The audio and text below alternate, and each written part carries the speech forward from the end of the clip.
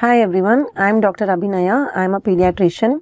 So welcome to Nelson based teaching. I am discussing the hematology chapter of the Nelson textbook. In this, I am going to discuss the megaloblastic anemias. So this is a very simple topic but with a lot of information, and I am going to make it very simple with concept based teaching and a lot of pictorial representation. So let's start. So let's talk about the basics of megaloblastic anemia. So what is the pathophysiology behind megaloblastic anemia? There is an impaired DNA synthesis. So why there is an impaired DNA synthesis? We will see the metabolism later on.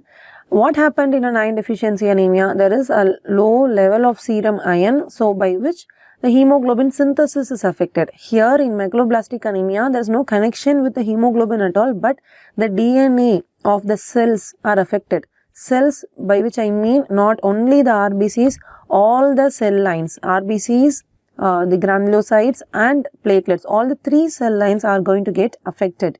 So because there is an impaired DNA synthesis, there is a maturational asynchrony.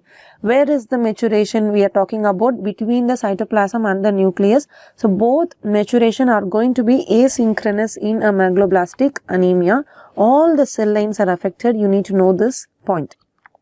So what happens? Because the DNA synthesis is affected, the RBCs are not going to get matured completely. RBCs are non-nucleated cells. They do not have nucleus, isn't it?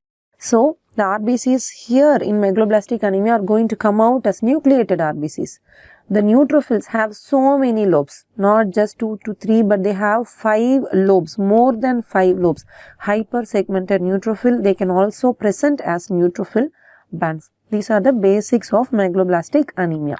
Vitamin B12 and folic acid are the backbone whenever we talk about megaloblastic anemia, isn't it? That much we all know.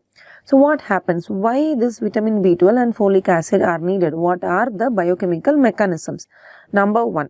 So homocysteine is converted to methionine and the synthesis of thymidine triphosphate. Both these important mechanisms for the synthesis of DNA need vitamin B12 and folic acid.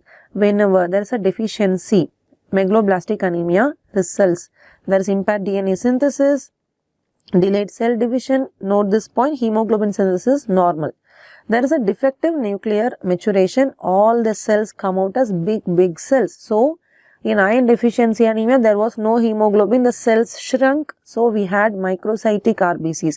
Here, the cells are not getting matured. They are not becoming lesser in size. So whatever in the bone marrow, we always have this blast kind of cells, very large cells. So from the bone marrow, we get larger cells outside in the serum also. So we have a macrocytic anemia, which means very large RBCs. The myelocytes are going to be giant. So giant metamyelocyte. So what are the causes? Folic acid and vitamin B12 deficiency. So it can be either because of dietary deficiency or because of impaired absorption. Also, some of the drugs that directly go and have an antifolate action like a methotrexate, 5-fluorouracil, all these chemotherapeutic agents and even anti-epileptic agents like valproate and phenytoin can cause megaloblastic anemia.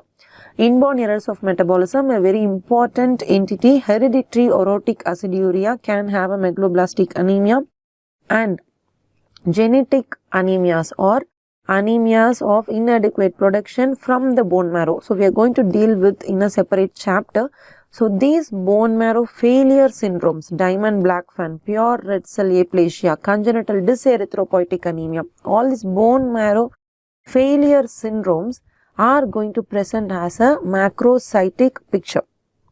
Liver disease, hypothyroidism also present as macrocytic anemias, alcohol abuse, and some of the artifacts like RBC clumping can give a macrocytic picture.